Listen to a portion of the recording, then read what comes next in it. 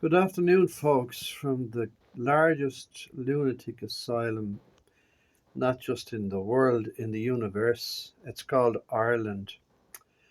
I have just read today that the government are closing down the Golden Passport scheme as of immediate effect. If you don't know what that's about, it's about a situation whereby many very wealthy worldwide residents, particularly of China, Hong Kong, who are nervous about the regime, who are entrepreneurs, businessmen, and have accumulated great wealth through hard work and enterprise, and wanted to have an Irish passport for them and their families should they fall foul of the totalitarian regimes like China. This this particular scheme was started by Charlie Haughey, and one of the few good things he ever did in his life. And you got the passport on the basis that you invested a few million euros in Ireland in a very good charity, a very good cause.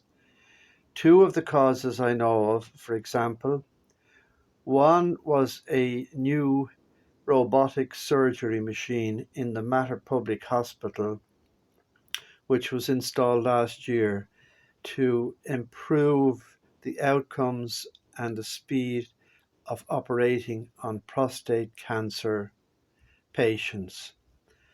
It is a scandal that this machine was not in the hospital or any hospital, public hospital in Ireland, until the first one came to the Mater Public because a wealthy Hong Kong resident picked it from a list of optional donations to arrange it to be bought and set up. The other one I know of is 4 million was donated to Peter McVerry, and I have no doubt he has done untold good with this money and built numerous houses and helped the poorest in our society. Now, the government have decided that there are too many of these people looking for Irish passports. For some reason I do not know, because if we had every wealthy millionaire or billionaire in Hong Kong living in Ireland, my God, I think it would bring untold benefits to the community and to the country. So instead, what's happening? The influx of illegal migrants, poverty stricken, no papers, no passports, arriving in planes, continues daily, and coaches meet them, and the Red Cross and the UN pay for their lodgings in luxury hotels. We're told that some of the hotels may withdraw from this in the summer season and go back to the lucrative tourist trade. But nevertheless, the irony of it, the fact that this uncontrolled illegal migration of people who are laughing at the state, whether they are traffickers or whether they are just individuals. They are people who have managed to get onto a plane. They don't have to cross channels in boats. They land here directly from whatever country they come from, and they are greeted with a luxury coach and brought to a luxury hotel. They have nothing, they are penniless.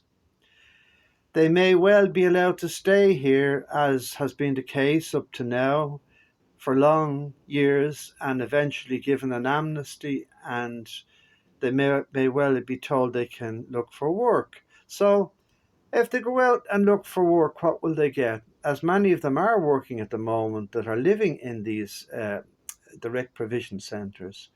So they won't leave the centres, and they're working, and they will never ever be able to afford to pay 3 or 4 thousand euros a week to rent a dog box in Dublin or anywhere else in the country. So they will stay in their direct provision or hotels until they are physically ejected, because the money, whatever money they do earn, will be basic minimum wage salary stuff, and what they get they will barely survive on, and send a few €100 back maybe to the country of origin where their family are waiting to get their hands on some cash. This business is absolute lunacy. Absolute lunacy. Schemes, good schemes closed down, and mad schemes still open, and no closure.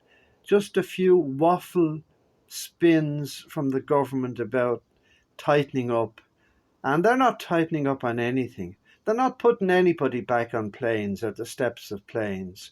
Once they get into the country, they're here to stay, because the procedure and bureaucracy of even returning them, if they can find out where they actually came from, is massive.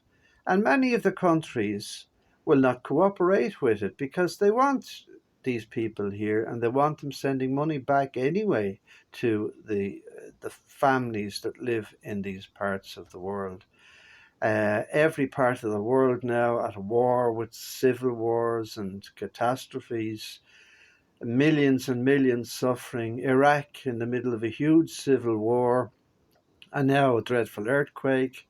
So 40 million people. How many of the losing people in this war can we accept into this country? When will the madness stop? When? Good luck and God bless from the lunatic asylum, the largest in the universe, and Sean Citizen. And my Facebook page is the deadliest ever Irish coalition government. Thank you for listening. Bye.